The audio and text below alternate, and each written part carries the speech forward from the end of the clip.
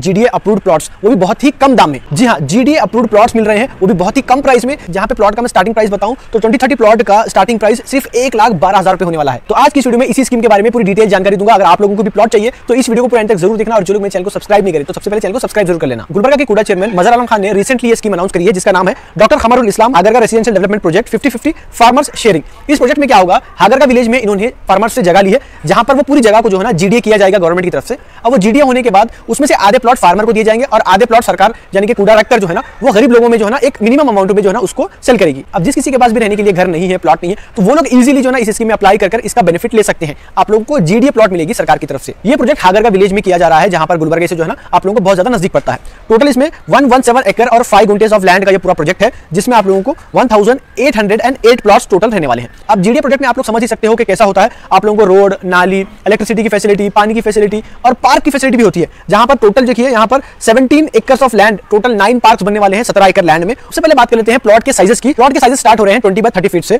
वहां पे 20-30, 30-40, 40-60 एंड 60-70 के प्लॉट्स होने वाले हैं। पर प्लॉट का जो रेट होने वाला है, अगर SC/ST है 20-30 प्लॉट ले रहे हैं तो 1,12,000 रुपए प्लॉट का प्राइस रहेगा। और वहीं पे सेम प्लॉट का अगर EWS वाले हैं यानी कि इकोनॉमिकल वीकर सेक्शन वाले अप्लाई करते हैं तो 2,25,000 रुपए होगा। वहीं पे 30-40 प्लॉट का रेट आप लोगों को 9 लाख रुपीस पड़ेगा एंड 40-60 का प्लॉट आप लोगों को 18 लाख रुपए पड़ेगा एंड 60-70 का प्लॉट आप लोगों को 21 लाख रुपीस पड़ेगा। अब इसमें अप्लाई करने के लिए आप लोगों को फॉर्म रखा गया है। जो फॉर्म की फीस होने वाली है आप लोगों को 200 रुपीस से लेकर 1000 रुपीस तक। 200 रुपीस फॉर्म की फीस जो है ना SC/ST वालों के लिए होने वाली है, जो कि 20 बाय 30 के प्लॉट में अप्लाई कर रहे हैं। और EWS जो 20-30 प्लॉट में अप्लाई कर रहे हैं उन लोगों को फॉर्म की फीस 300 रुपीस है। और वहीं पे 30-40 प्लॉट को 500 रुपए फीस है, 40-60 प्लॉट को जो है ना आप लोगों को 1000 रुपीस फीस है और 60-70 को भी 1000 रुपीस फीस है। और सारा चार्ट आप लोगों के स्क्रीन के ऊपर भी दिया गया है, आप लोग भी देख सकते हो। अब इन प्लॉट्स को अप्लाई करने के लिए आप लोगों को कुछ अमाउंट इनिशियली भरना है, जैसे कि जो भी अदर कैटेगरीज में है उन लोगों को 10% अमाउंट मिनिमम भरना है। आप कोई भी प्लॉट में चाहे आप अप्लाई करो, प्लॉट का जितना भी रेट होता है उसका 10% आपको भरना है। तो आप लोग चार्ट में भी देख सकते हो। वहीं पे अगर कोई SC/ST है, एक्स आर्मी है, डिफेंस पर्सनल है और सोल्जर फैमिली से बिलोंग करता है तो उन लोगों को सिर्फ 3% एडवांस भरना है और बाकी सारे लोगों को जैसे मैंने बताया 10% एडवांस भरना है। अब इन प्लॉट्स के अलॉटमेंट में भी जो है ना रिजर्वेशन रखा गया है,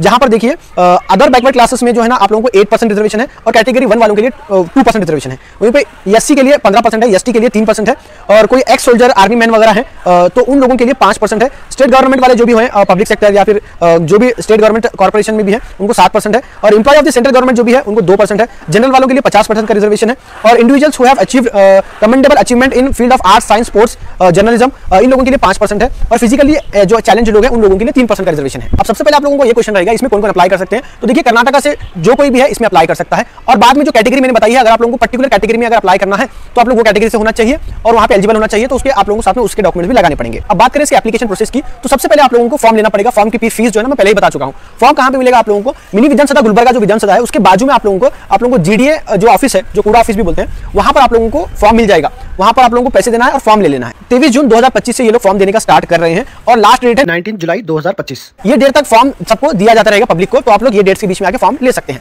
अब फॉर्म लेने के बाद आप लोगों को पूरा फॉर्म फिलअप करना है, सारे डॉक्यूमेंट्स उसमें अटैच करने हैं जो भी पूछ रहा है। अब खास करके आप लोगों को अगर कोई स्पेशल कैटेगरी में अप्लाई कर रहे हैं जैसे कि SC/ST हो गया या फिर EWS में हो गया, तो आप लोगों को जो है ना उनके सर्टिफिकेट कंपलसरी लगाने पड़ेंगे। अब फॉर्म पूरा भरने के बाद, डॉक्यूमेंट्स लगाने के बाद आप लोगों को वो साथ में जो मैंने बोला था अमाउंट, इनिशियल जो एडवांस अमाउंट होता है DD, उसकी DD पे करके उसका भी आप लोगों को अमाउंट वहां पे भर के DD भी लगवानी होती है। अब लगाने के बाद आप लोगों को वो लेके जाके सबमिट करना है, फिर वहीं पे कूड़ा ऑफिस में वहीं पे सबमिट करना है। सबमिशन करने की जो लास्ट डेट है वो है 22 जुलाई और टाइम दिया गया है 5:30 बजे तक, यानी कि शाम के 5:30 बजे तक आप लोग सबमिट कर सकते हैं 22 जुलाई 2025 तक। अब सब लोगों के फॉर्म सबमिट हो जाने के बाद फॉर्म्स चेक किए जाएंगे। जिस किसी के भी फॉर्म्स में डॉक्यूमेंट्स में कुछ गड़बड़ रहेगी उन लोगों को हटाया जाएगा। खास करके उन लोगों को जिनके पास ऑलरेडी जीडीए प्लॉट मौजूद है उन लोगों को इसमें कुछ नहीं मिलेगा और बाकी सब अगर कोई एलिजिबल वगैरह हो जाते हैं तो सब लोगों के जो है ना फॉर्म्स अप्रूव किए जाएंगे।